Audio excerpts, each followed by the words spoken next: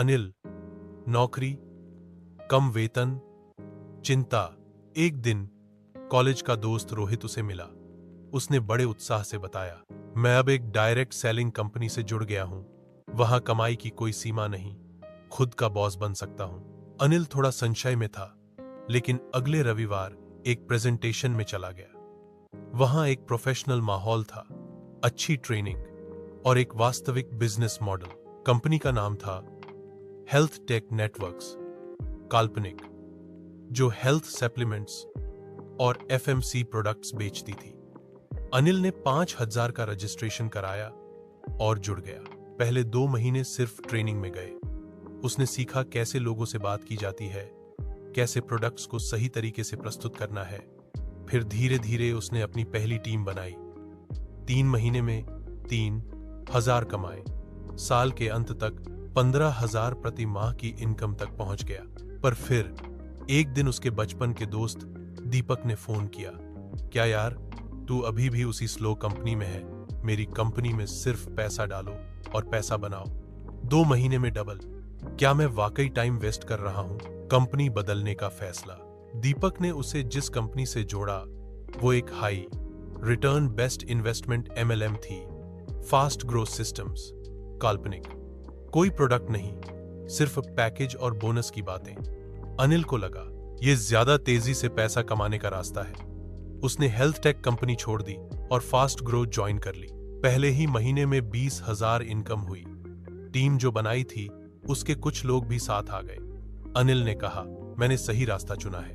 It's सब कुछ दिखावे का खेल। फास्ट ग्रो कंपनी हर हफ्ते होटल मीटिंग करती, बड़ी बड़ी गाड़ियों में आने वाले लीडर, स्टेज पर नोटों की गड्डियां और ताली बजाता क्राउड। अनिल भी इस ग्लैमर में बहने लगा। मगर 2 महीने बाद कंपनी की वेबसाइट बंद होने लगी, विड्रॉल रुक गया, सपोर्ट नंबर भी डेड। धीरे धीरे लोगों ने अनिल से सवाल पूछने शुरू किए, पैसा क्यों नहीं आया? तुमने कहा था डबल होगा। अनिल खुद जवाब ढूंढ रहा था, लेकिन कंपनी गायब हो चुकी थी। फिर से शून्य पर आना। उस रात अनिल की नींद टूट गई। उसने जो टीम बनाई थी वो टूट चुकी थी, जो इज्जत थी वो मिट्टी में मिल चुकी थी। उसने खुद से कहा, अब फिर से शुरुआत करूंगा, इस बार समझदारी से। तीसरी कंपनी, आधी सच्चाई आधा भ्रम। इस बार उसने ज्यादा सोचकर कंपनी ज्वाइन की। नाम था नियोबिज इंटरनेशनल, काल्पनिक। इसमें प्रोडक्ट्स थे, लेकिन बहुत महंगे, और ज्यादा फोकस सिर्फ टीम बिल्डिंग पर था।